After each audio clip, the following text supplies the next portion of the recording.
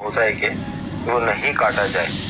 تو یہ SMS یہی ہے، بنت ایاز ہیں، پوچھنا چاہ رہی ہیں کیا یہ ایسا کرنا واجب ہے؟ دیکھیں حدیث پاک میں آیا ہے کہ آپ علیہ الصلوۃ والسلام نے مسلم شریف، ترمذی شریف اور دیگر کتابوں میں ہے کہ جس نے ذی الحجہ کا چاند دیکھ لیا اور اس کا قربانی کرنے کا ارادہ ہو تو جب تک وہ قربانی نہ کر لے تو بال، ناخن وغیرہ میں سے کچھ نہ لے. صحیح، یعنی نہ بال کاٹے نہ ناخن کاٹے وغیرہ.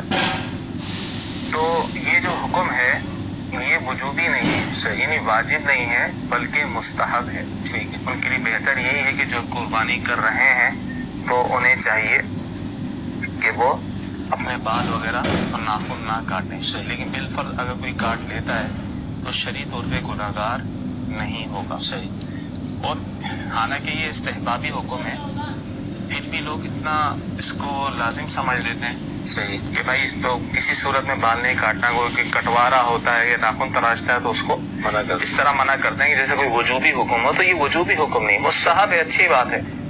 لیکن اس میں بھی مستحب پر عمل کرتے ہوئے بھی یہ خیال رکھنا ضروری ہے کہ اگر بالفعل نہ کاٹے ہوئے 40 دن ہو چکے ہیں. صحیح، تو اب نہیں کاٹیں گے تو گناہگار ہوں گے. صحیح، کیونکہ موزر ناف اور بال، ناخن وغیرہ کاٹنے کی جو مدت بیان کی گئی ہے زیادہ سے زیادہ وہ ہے 40 دن.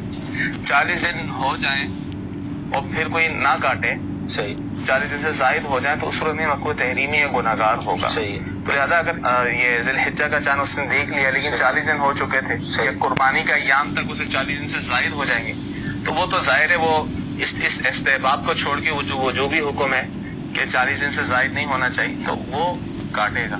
ٹھیک ہے، یہ ایک الگ مسئلہ ہے. صحیح، لیکن جو ایسا نہیں ہے 40 دن اس کے پورے نہیں ہوں گے یا اس سے زائد ہوں گے تو وہ قربانی وہ کر رہا ہے. اب قربانی چاہے کوئی غنی کر رہا ہو وجوبی طور پر یا فقیر کر رہا ہو نفلی طور پر، تو سب کے لیے یہ حکم ہے کہ وہ بہتر یہ ہے کہ نہ کاٹیں. صحیح، البتہ جو قربانی نہیں کر رہا تو اس کے لیے حکم نہیں، لیکن پھر بھی اس حدیث پاک کے تحت مفتی احمد یار خان نعیمی رحمۃ اللہ تعالی نے یہ لکھا ہے کہ جو قربانی نہیں کر رہے تو وہ بھی نہ کاٹیں تو بہتر ہے. تو اس طرح جو ہے وہ انہیں بھی ثواب ملے گا. جب وہ عید کے دن جو ہے وہ نماز وغیرہ پڑھ کے پھر اس دن عید والے دن کاٹ لیں تاکہ ان کو بھی ثواب مل جائے.